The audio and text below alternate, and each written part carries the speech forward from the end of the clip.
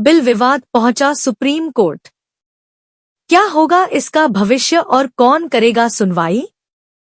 वक्फ संशोधन बिल के खिलाफ एक और याचिका सुप्रीम कोर्ट में दायर हुई है। आम आदमी पार्टी विधायक अमानतुल्लाह खान ने वक्फ संशोधन कानून में बदलाव को चुनौती दी है। अमानतुल्लाह खान ने वक्फ कानून में है संशोधन को असंवैधानिक करार देने की मांग की है। वक्फ संशोधन विधेयक के खिलाफ यह तीसरी याचिका है। इससे पहले कांग्रेस सांसद मो जावेद और एमीम सांसद असदुद्दीन ओवैसी भी याचिका दायर कर चुके हैं। अभी कुछ याचिकाएं और दायर होंगी। कुछ याचिकाएं इसके समर्थन में भी आएंगी। इस संभावना से इनकार नहीं किया जा सकता। कांग्रेस सांसद मोहम्मद जावेद ने सबसे पहले सुप्रीम कोर्ट का दरवाजा खटखटाया था। मोहम्मद जावेद ने वक्फ कानून में संशोधन को मुस्लिम समुदाय के प्रति भेदभावपूर्ण और उनके मौलिक अधिकारों का उल्लंघन करने वाला बताया है। मोहम्मद जावेद लोकसभा में कांग्रेस पार्टी के सचेतक हैं और वक्फ संशोधन विधेयक 2024 पर संयुक्त संसदीय समिति के सदस्य थे। उन्होंने तर्क दिया है कि यह कानून संविधान के अनुच्छेद 14 समानता का अधिकार, 25 धर्म का पालन करने की स्वतंत्रता, 26 धार्मिक मामलों के प्रबंधन की स्वतंत्रता, 29 अल्पसंख्यक अधिकार और 300 संपत्ति का अधिकार का उल्लंघन करता है। वक्फ संशोधन बिल संसद के दोनों सदनों से पास तो हो गया है, लेकिन अभी तक राष्ट्रपति की मंजूरी नहीं मिली है। इसलिए तकनीकी तौर पर अभी तक यह विधेयक कानून नहीं बना है। लेकिन विरोध करने वालों को चुनौती देने की इतनी जल्दी है कि बिल को कानून बनने का इंतजार भी नहीं हो पा रहा। जबकि सुप्रीम कोर्ट कई मौकों पर कह चुका है कि जब तक कानून अस्तित्व में नहीं आ जाता, किसी विधेयक के खिलाफ सुनवाई नहीं हो सकती। लेकिन याचिकाकर्ताओं को इस बात का भरोसा है कि 1-2 दिन में विधेयक को राष्ट्रपति की मंजूरी मिल ही जाएगी। अब सवाल ये है कि सुप्रीम कोर्ट इस मामले में क्या कर सकता है। सुप्रीम कोर्ट को किसी भी कानून की समीक्षा करने का अधिकार है। ऐसे में सुप्रीम कोर्ट इस कानून की भी समीक्षा कर सकता है।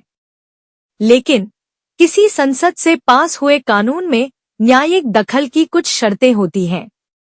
अदालत में यह साबित करना होता है कि संबंधित कानून नागरिकों के मौलिक अधिकारों के खिलाफ है।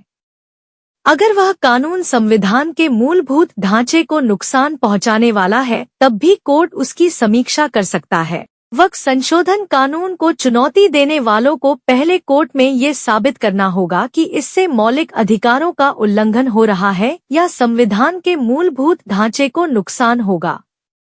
कानून पर तत्काल रोक की मांग उठेगी। सुप्रीम कोर्ट में सुनवाई के पहले दिन ही याचिकाकर्ता इस कानून पर तत्काल रोक की मांग कर सकते हैं। लेकिन सुप्रीम कोर्ट सामान्यतया संसद से पास कानून पर बिना विस्तृत सुनवाई के रोक नहीं लगाता। तत्काल रोक के लिए यह साबित करना होगा कि इस कानून पर रोक नहीं लगने से जो नुकसान होगा, उसकी बाद में भरपाई नहीं हो पाएगी। ऐसी सूरत में कोर्ट अंतरिम रोक लगा सकता है। संविधान पीठ करेगी सुनवाई। वक्फ संशोधन कानून को चुनौती देने वाली याचिकाओं में यह दलील दी गई है कि कानून संविधान के अनुच्छेद 14 समानता का अधिकार, 25 धर्म का पालन करने की स्वतंत्रता, 26 धार्मिक मामलों के प्रबंधन की स्वतंत्रता, 29 अल्पसंख्यक अधिकार और 300 संपत्ति का अधिकार का उल्लंघन करता है। यह भी आधार लिया जा सकता है कि यह कानून संविधान के आधारभूत ढांचे के खिलाफ है। सुनवाई के दौरान मौलिक अधिकारों और संविधान के आधारभूत ढांचे पर बहस की जरूरत पड़ेगी। ऐसे में इस बात की संभावना से इनकार नहीं किया जा सकता कि इस मामले पर संविधान पीठ सुनवाई कर सकती है। कौन करेगा सुनवाई? वक्फ संशोधन कानून पर संविधान पीठ सुनवाई कर सकती है। कम से कम 5 जजों की बेंच इस मामले पर सुनवाई करेगी और इसमें लंबी सुनवाई की जरूरत होगी। मौजूदा मुख्य न्यायाधीश जस्टिस संजीव खन्ना का कार्यकाल खत्म होने वाला है। जस्टिस खन्ना अगले महीने 13 मई को रिटायर होने वाले हैं। ऐसे में इस बात की संभावना है कि जस्टिस खन्ना इस मामले की सुनवाई नहीं करेंगे।